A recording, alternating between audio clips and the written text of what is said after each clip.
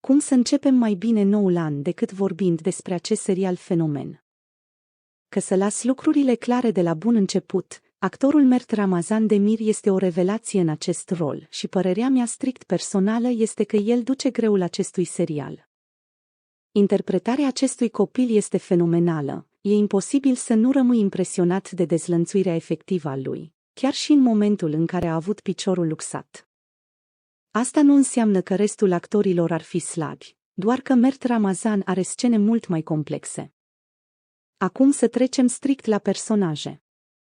Finalul episodului a însemnat pentru mine moartea fără posibilitate de resuscitare a cuplului Zeiran Ferit.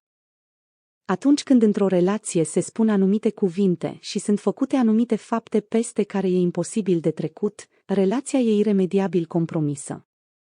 Îmi place să citesc comentariile de pe grupurile spaniole pentru că acolo lucrurile sunt clare. Ferit este perceput corect, ca un personaj cu un ego de neatins, un narcisist absolut, care ar face orice doar ca lucrurile să iasă în favoarea lui.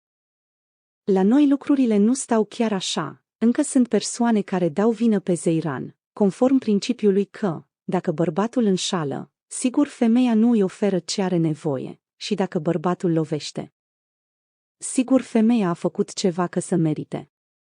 Din păcate, reacția lui Zeiran nu este cea pe care mi-aș fi dorit-o eu, aceea de asumare a ceea ce a făcut, de ori totul, ori nimic. Ea pare că realizează de-abia acum ce a făcut, pare că regretă.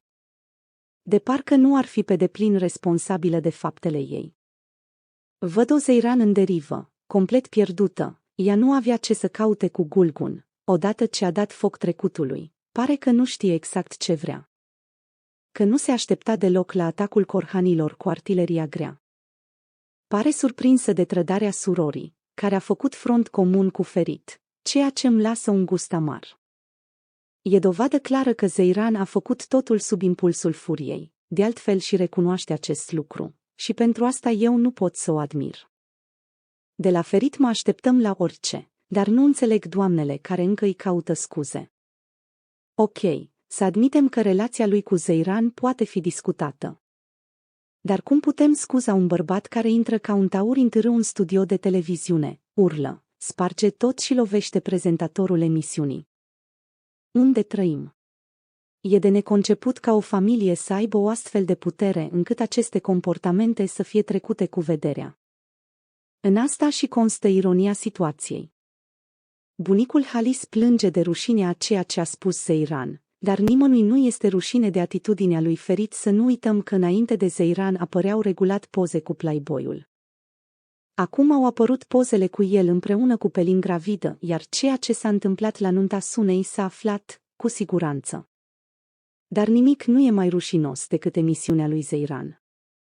Suna a devenit patetică, Ferit era deja, Nuchet e de dus direct la spitalul de nebuni, și imediat în spatele ei Ifacat, care urlă necontrolat și puțin ridicol când s-a aflat despre emisiunea lui Zeiran. Esma a avut o încercare de salvare a ei prin discursul rostit către Zerin, însă este foarte puțin credibilă, ea acceptând atâția ani abuzul fizic și verbal al soțului asupra ei și celor două fiice. Astfel încât degeaba dă ea lecții acum. Concluzia: oricum ar încerca să mai apropie cuplul principal, pentru mine nu mai are nicio șansă de reușită, și nici cuplul Sunakaya nu merge deloc bine. Urmăresc serialul pentru interpretarea excelentă a lui Mert Ramazan, băiatul ăsta va avea un viitor strălucit de acum înainte.